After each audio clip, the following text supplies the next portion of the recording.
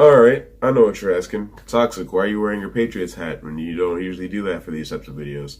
Well, it's because the Chiefs finally lost. So, Chiefs fans out there, shut your mouth. Look at Toxic. Read Toxic's lips. Jabroni. M-A-H-O-M-E-S.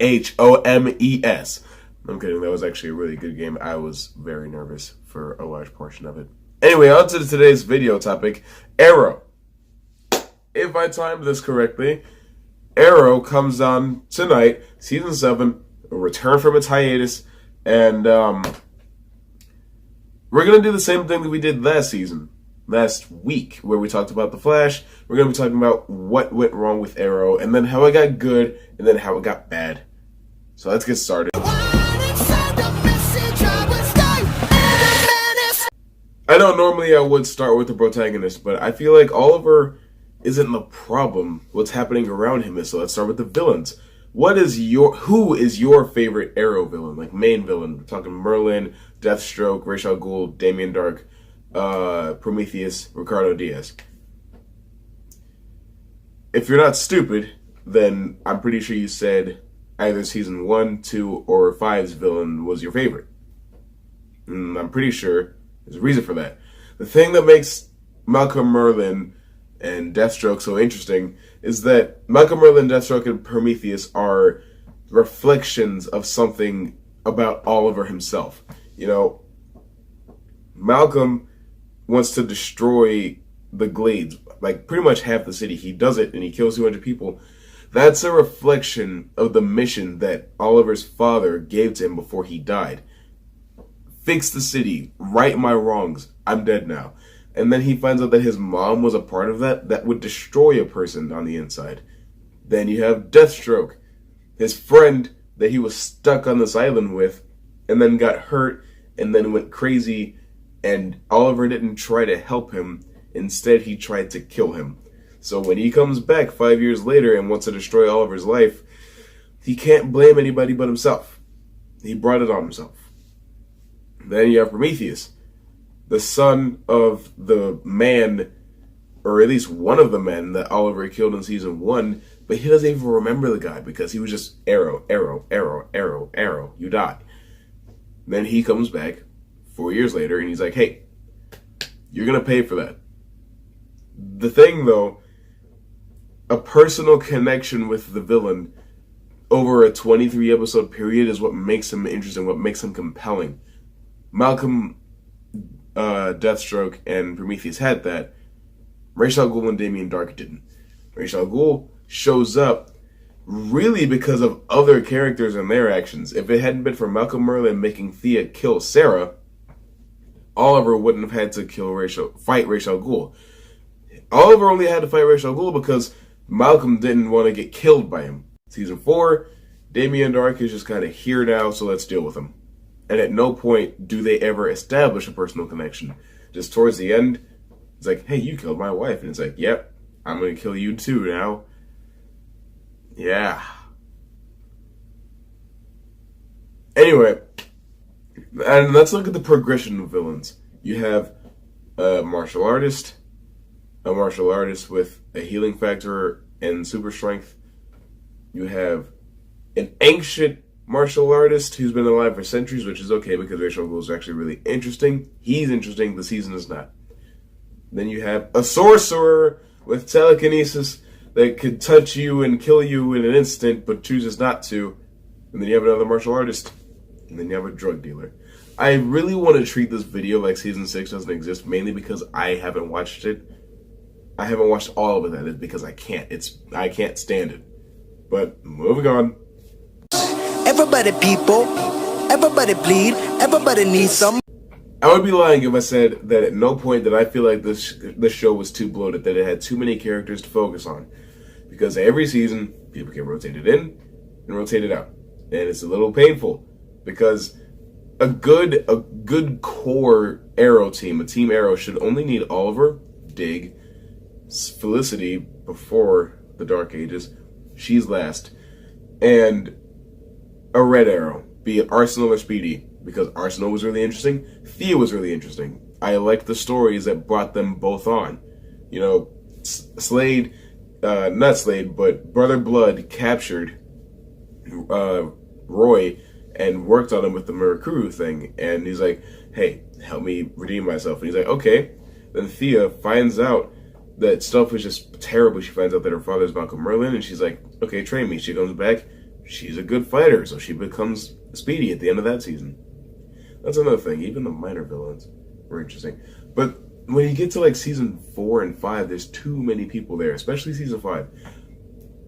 Because in season 5, Team Arrow is Oliver, Dig, Felicity, Rory for a while, Wild Dog, Black Canary, Mr. Terrific, and Artemis. If you are a street vigilantes, you don't need a roster that can expand to 8. You do not ever need a roster that can expand to 8. Listen to me. You do not ever need a roster that can expand to 8. How big is Star City? Big enough for Oliver to cover it alone, apparently, because in season 1 he was doing that just fine. There's nothing wrong with bringing in new people. Just slow your roll and relax every once in a while. So what I think needs to be done is have a really small Team Arrow in season 7. Please. That's all I really want. Also, how come Renee betrayed Oliver twice? And was given a second chance twice? I don't get that. Like, even if you have evolved as a character, you don't have to shoot Renee because he betrayed you twice. Just, I don't know, break his leg? Wound him? Do something. Doesn't make any sense. Moving on, though. The world moves on, another day, another drama, but not. With all these characters, there's bound to come character drama, and that's only gotten worse throughout the show. Pretty much every episode that I saw of season 6 involved Diggle and Oliver arguing about who was right to wear the hood or who wasn't. And it's like, man, if only that explosion of an entire island from the end of last season had killed anybody, then maybe we wouldn't have so many characters to have all this drama about. And sure, you could say, oh, it's good that they're developing all these characters. And it's like, well, they've been developed. Stop. Relax. Just like, slow down. And let's go somewhere else with this. When Oliver decided to ask Diggle to become the Green Arrow, I was done. Because here's my thing. Oliver Queen has been suspected of being the Green Arrow, the Hood, the Vigilante 4 times now. He should be absolved by this point. And other people keep wearing the hood, and it's like, I don't understand. Oliver, go back to killing people so you can just shoot the cops. That was a terrible joke. Don't listen to me. But the show has as much of an identity crisis as Oliver Queen does. Because every time it gets out that he's the Arrow, all somebody else has to do is put on the hood or something like that, and then he's good to go. And it's what got Roy to have to leave the show. And Roy was my favorite character, so I was very upset. But then my favorite character became Thea, and now she's gone, so who cares, I guess. It's like, I don't care about Curtis's ex-husband every episode. I don't care about Dinah's partner that got shot in the head at all. I kind of care about Renee and his daughter Zoe, because, I mean, come on, he hasn't seen his daughter in years. He just wants to have her back. That's fine. I forgive that. We'll get to Felicity. And I really don't care about Diggle not being able to use his arm because of nerve damage that he took from a flaming piece of metal flying into his chest at the speed of, like, light or whatever. And then there's Oliver and his son William. I don't like William. I don't think he's a well-written character. I don't think he services the story very well. So, moving on from characters, somewhat. Deja vu, I just been in this place before. The flashbacks used to flow very organically. At least I felt like they did. In season 1, it starts to set up how Oliver could even become near the guy that we see now. But it's okay because it takes his time, because he was gone for 5 years.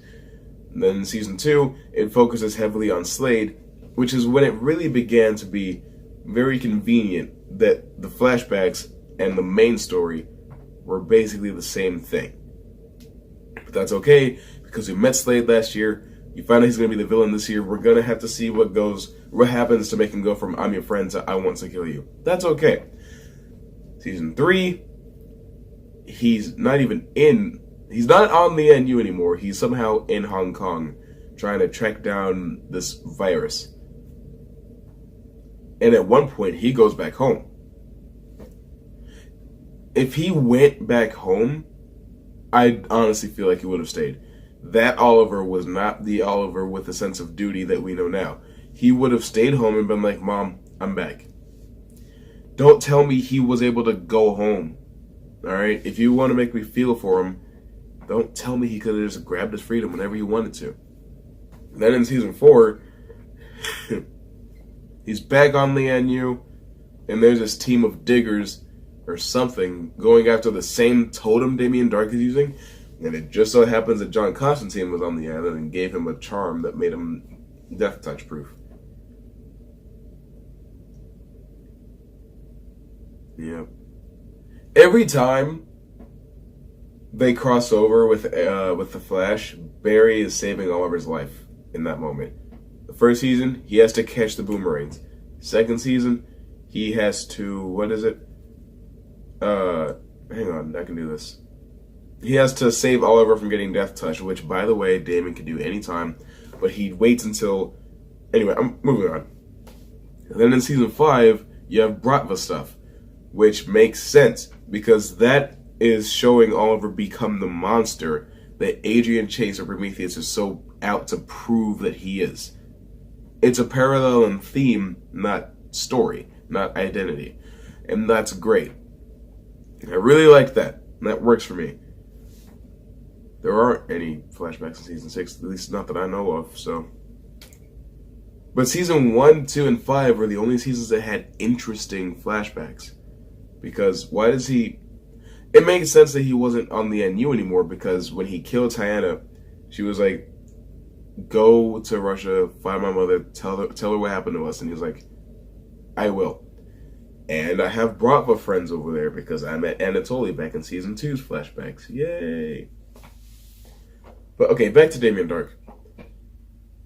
Damien Dark was able to instantly kill you just by touching you. He never, ever, ever, ever, ever tried more than like twice to do it to Oliver. It's so annoying. And why did he go so much of the season without knowing who Oliver was? You get interesting interactions from people who know who they are.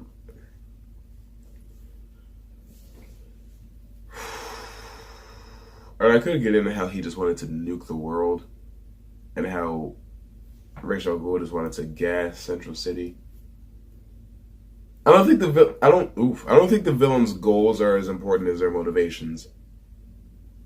And that's another thing that Damien suffered from, is weak motivation. I'm already past villains. I want to move on. Actually, I don't want this to be as long as the Flash video. I'm just gonna go straight into the thing that I think really, really killed Arrow. On the front line, staring at the sun. I'm not gonna give a breakdown of how Felicity's character has changed over time, or the fact that for some reason the show is so against putting Oliver with Black Canary like it is in the comics. Years, decades of comic book storytelling has told us that Oliver Queen and Dinah Lance belong together, but Black Canary is dead, and Black Siren is a doppelganger of her that's evil. So that's not happening. Killing Laurel, big mistake. Should not have done it whatsoever. Anyway, Felicity Smoak knew, had full understanding, confirmation from his baby mama that she told Oliver not to tell Felicity or anybody else about his son, because if he did, he would never be allowed anywhere near him again. But she still decided to break off their engagement and leave because she felt like he didn't trust her. Season 6, she interrupts her friend Iris and Barry's wedding to say, hey, can you marry me and Oliver too? Even though I just rejected his proposal like last night. She is selfish, self-centered, self-involved, self-revolved, and a disgusting character, and I wish they'd killed her when they paralyzed her. I don't think she's useful, and I'm so tired of her magic hacking BS. Like, she'll touch a keyboard and then the sun explodes. Hacking isn't cool to watch anymore. Please stop using it as a plot device. I'm really not interested. And I really do think that the Laurel thing is worth revisiting, because in season 1, you don't want her to get back together with Oliver, because she's kind of annoying and a B at the time. But season 2, when she learns that Oliver's a Green Arrow, it's okay. You feel like the two of them as adults can start working towards something important. But then it stops mattering. And on Laurel's deathbed, she tells Oliver that she's glad that he found Felicity. I